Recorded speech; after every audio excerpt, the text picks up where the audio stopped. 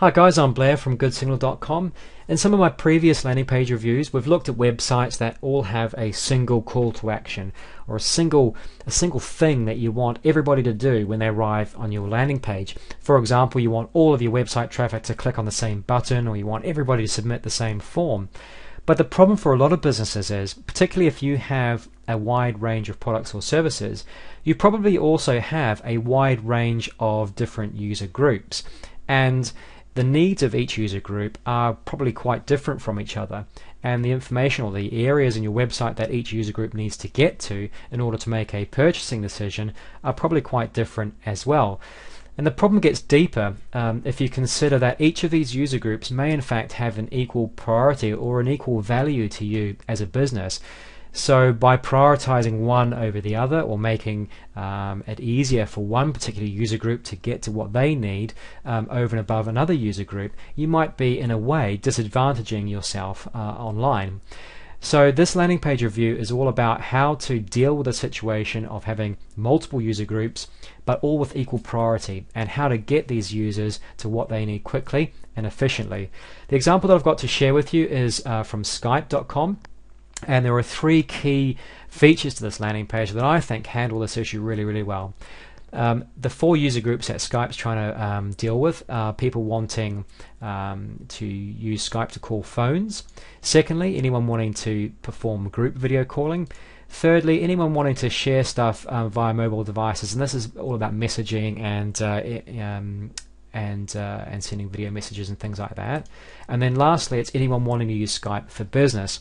So they've broken their visitor traffic down into four key user groups, and what they're attempting to do is funnel their website traffic into each of those four areas, irrespective of how that traffic interacts and works around their landing page. What I mean is, if people arrive on the site and they only pay attention to the primary content area, which is this particular slider, then they will in fact see slides that have title, description, call to action. Across each of the four key areas for each of the four key user groups. So that's pretty cool. If the user arrives on the website and decides to interact with it via the main navigation menu, then they'll put their mouse up over here over features, and once again they'll see the navigation segregated and separated out into each of those four key areas. So the first sort of principle here really is Skype has used consistency of experience to help funnel traffic with equal priority. So people wanting calling are here, people wanting video are here, messaging and managing or Skype for business are over here. So you could argue that each of those areas has equal prominence and equal priority, and there's a consistency there between what you see within the navigation menu and what we saw on the main content slider. The third area that Skype has dealt with this issue on its landing page is in what I call the secondary content area. So if I scroll down below the fold, so you've got to scroll down to see this content, which some people will do, they get more of a text-based simultaneous description of where they can go in the website.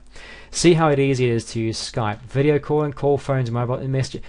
But so you can see that those four areas are the same as the four areas used on the slide, and are the same as the four areas that were separated out in the navigation. Once again, that's consistent.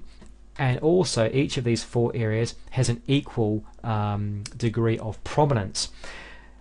So there we go, the three ways that Skype has got around the issue of having multiple user groups all with equal priority is by having three different ways for people to get to the information they need. A primary content area, which is a slider, each slide having similar design and you could argue equal prominence aside from the order in the slides, I suppose.